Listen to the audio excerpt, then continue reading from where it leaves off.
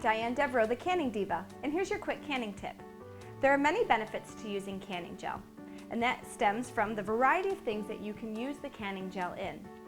Canning gel is excellent when making apple pie filling, or any pie filling for that matter, but look at that gorgeous color. Another way to utilize canning gel is when you're making meats, soups, and stews. For instance, this is beef tips with gravy and garlic. Another way to utilize it is to go ahead and put a couple tablespoons in your large batch of home-styled corn relish. It gives it just enough viscosity to keep it from being overly runny. You don't want a soggy bun. Some other fun ways, of course, are jams and jellies and preserves, but then also I like to utilize it when I'm making 1-quart meals.